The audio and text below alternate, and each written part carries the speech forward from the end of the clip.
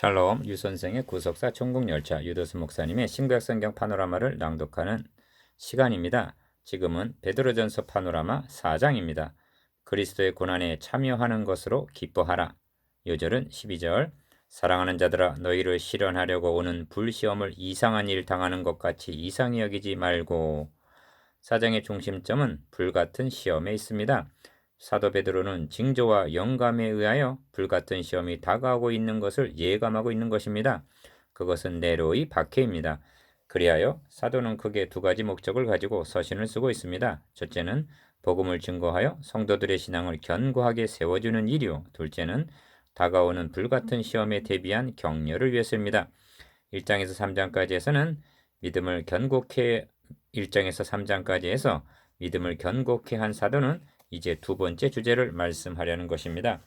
도표의 중앙선의 연결을 보면 그리스도께서 이미 육체의 고난을 받으셨으니 하고 1절 먼저 그리스도께서 당하신 고난을 언급하고는 너희가 그리스도의 고난에 참여하는 것으로 즐거워하라 합니다. 13절 그리고 그 영혼을 미쁘신 조물주께 부탁할지어다 하는 19절 말씀으로 끝을 맺는 구도입니다. 영혼을 하나님께 부탁하라는 말씀에서는 비장감마저 느껴집니다. 이를 세 단원으로 나누어 상고하겠습니다. 첫째 단원 1절에서 6절 지나간 때와 남은 때, 둘째 단원 7절에서 11절 서로 사랑하라 대접하라 봉사하라, 셋째 단원 12절에서 19절 영혼을 하나님에게 부탁하라. 첫째 단원 1절에서 6절 지나간 때와 남은 때, 그 후로는 다시 사람의 정욕을 좇지 않고 오직 하나님의 뜻을 좇아 육체의 남은 때를 살게 하려 함이라. 2절 1. 첫째 단원의 중심점은 지나간 때와 남은 때의 삶이 달라야 한다는 데 있습니다. 어째서 달라야만 하는가? 그리스도께서 이미 육체의 고난을 받으셨으니 하고 1절 상반절 그 근거를 그리스도의 죽으심에 두고 있습니다. 이 말씀은 필연적으로 3장 18절에서 그리스도께서도 한번 죄를 위하여 죽으사 한 말씀으로 인도해 줍니다. 왜 죽으셨는가?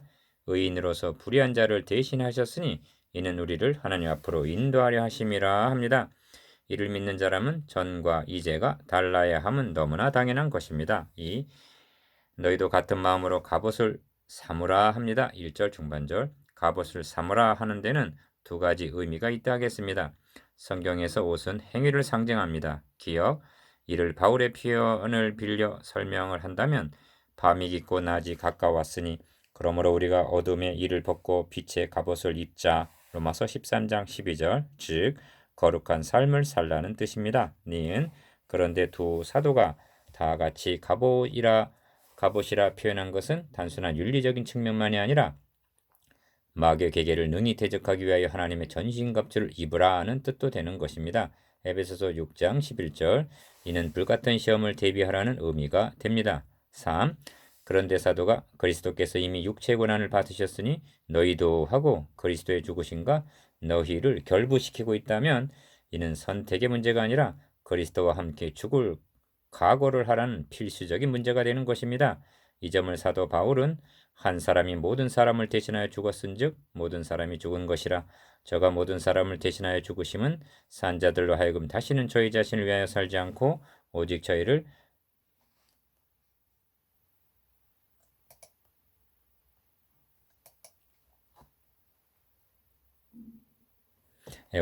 대신하여 죽었다가 다시 사신 자를 위하여 살게 하려 함이니라 합니다.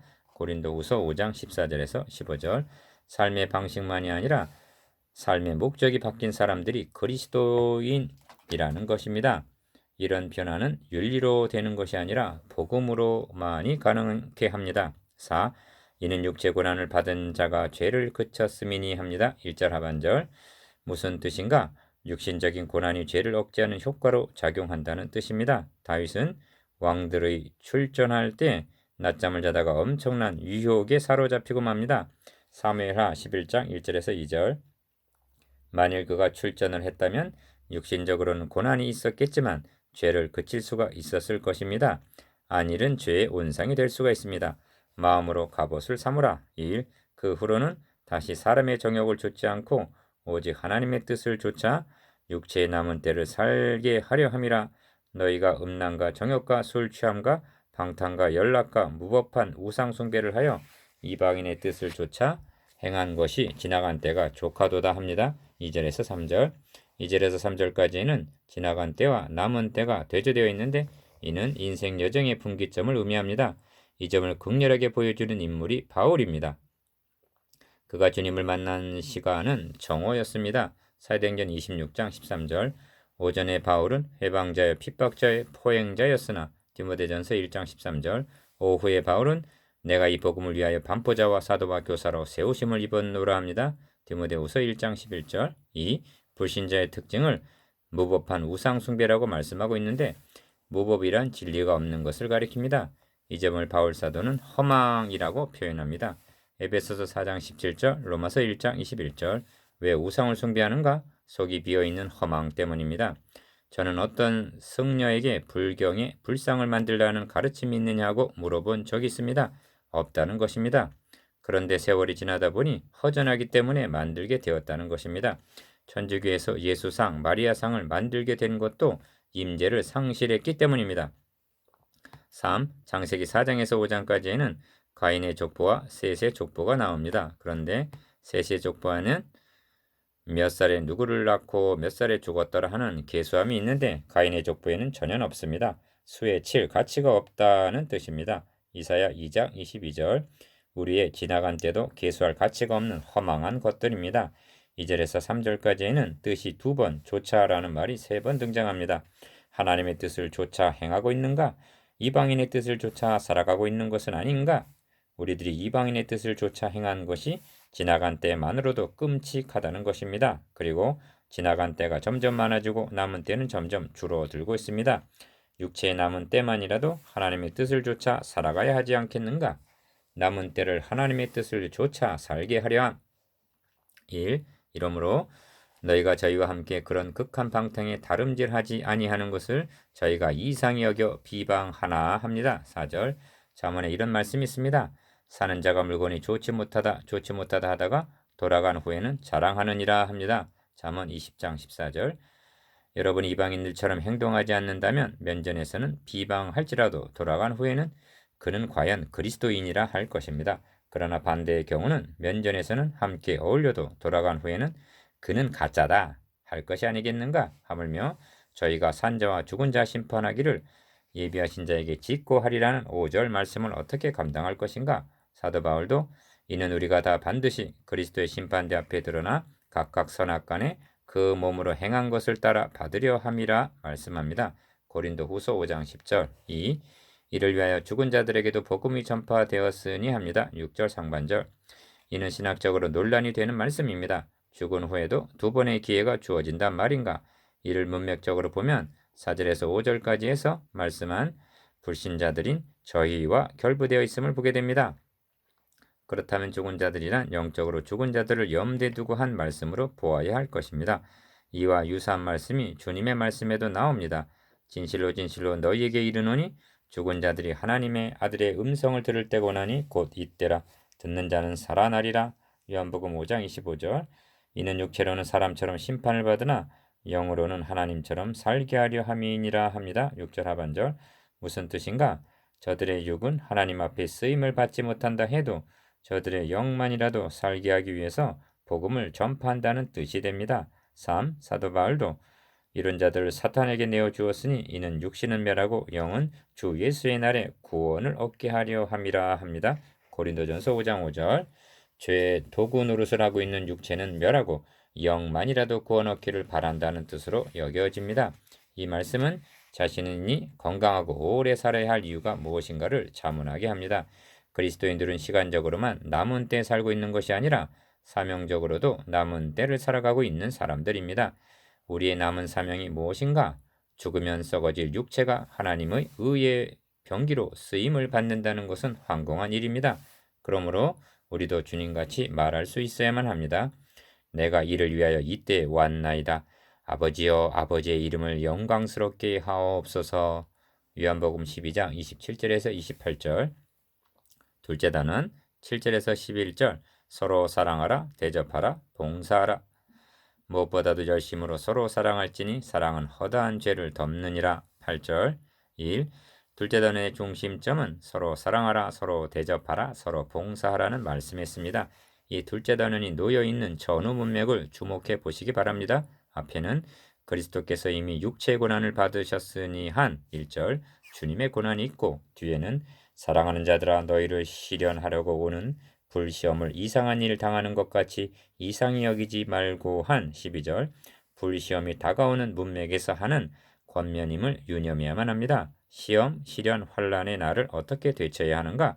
세 가지를 권면하고 있는데 내적으로 서로 사랑, 서로 대접, 서로 봉사하여 결속하라는 말씀입니다.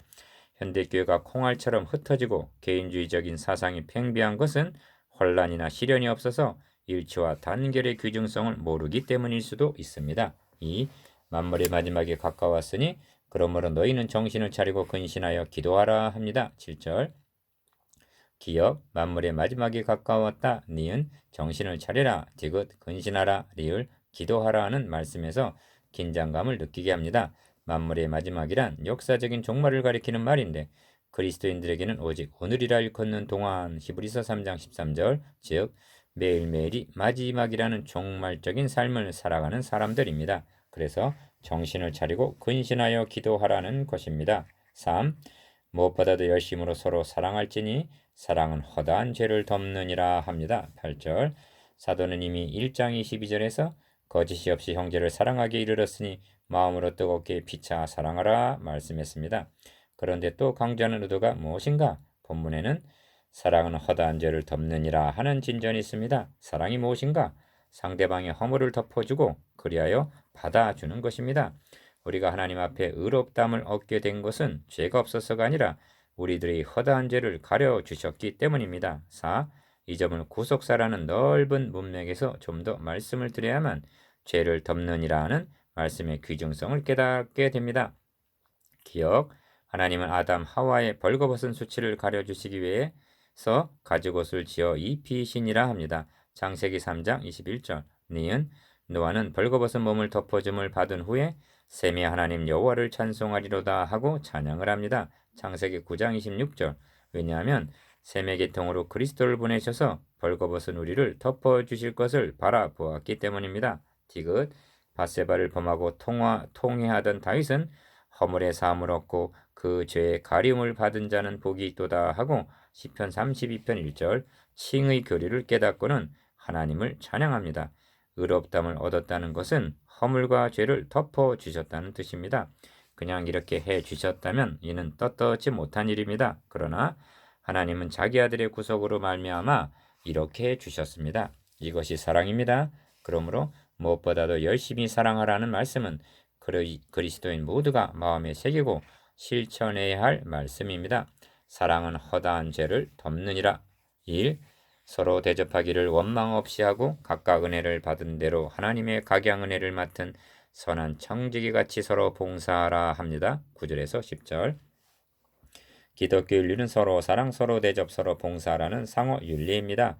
그런데 이것이 말처럼 쉬운 일이 아닙니다. 왜냐하면 신앙의 성숙이 같지 않기 때문입니다. 서로 사랑을 받으려 한다면 어찌 되겠는가?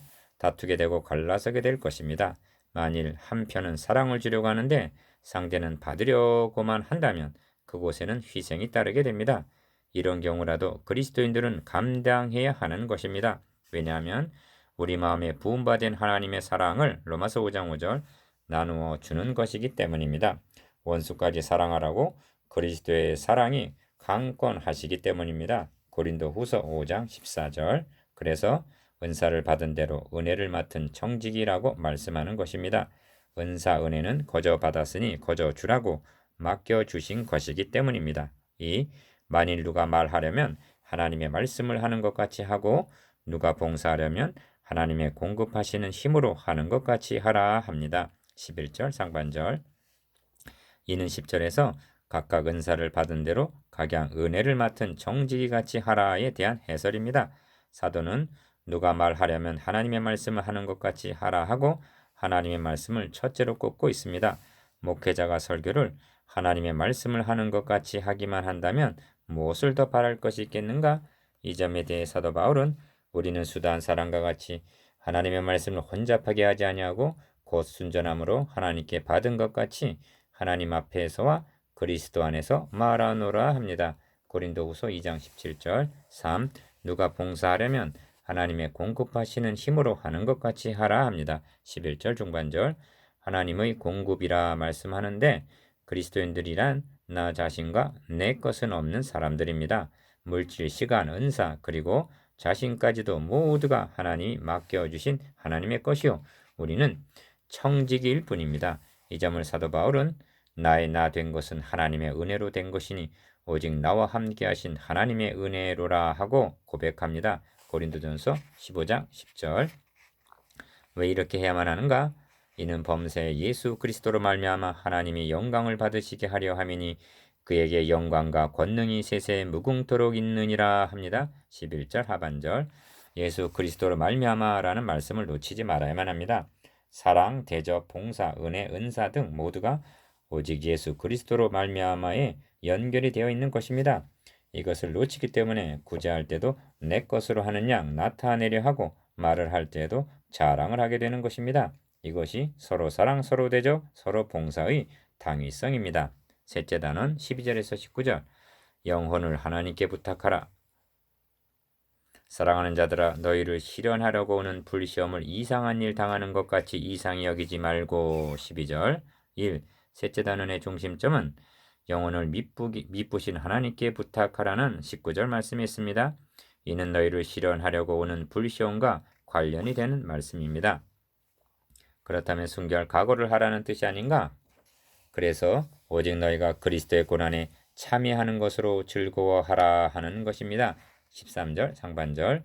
이상한 일 당하는 것 같이 이상히 여기지 말라 말씀하는데 그리스도인들이 박해를 당하고 심지어 죽임을 당하는 일은 이상한 일이 아니라 정상이라는 말입니다. 그렇다면 시련이 없는 것을 도리어 이상한 일로 여겨야 할 것이 아닌가? 그것은 자신이 너무 세속화되었다는 뜻도 되기 때문입니다. 이 어찌하여 박해를 당하는 것이 정상인가?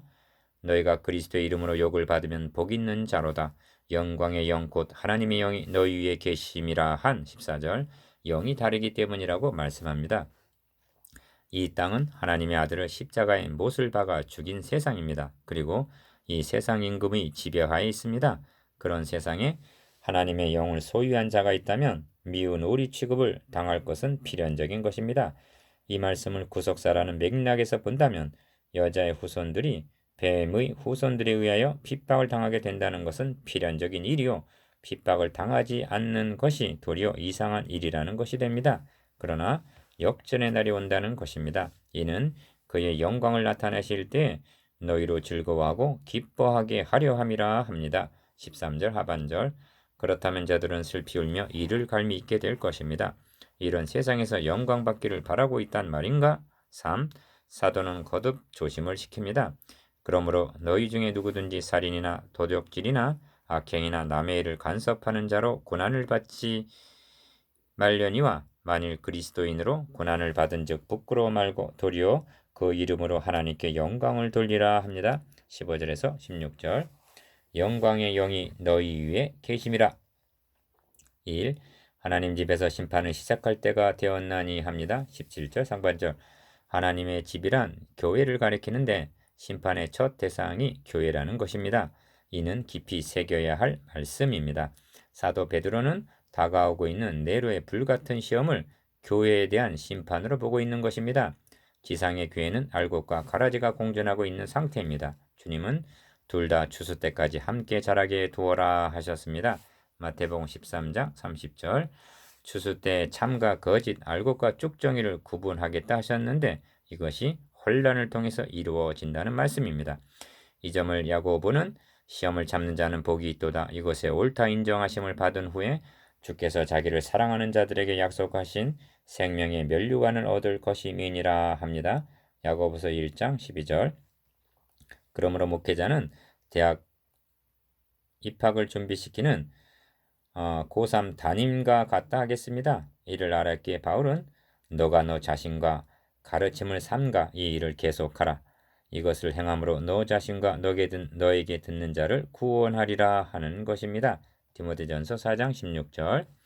2. 만일 우리에게 먼저 하면 하나님의 복음을 순종치 아니하는 자들이 그 마지막에 어떠하며 또 의인이 겨우 구원을 얻으면 경건치 아니한 자와 죄인이 어디서리요 합니다. 17절 하반절에서 18절. 기억.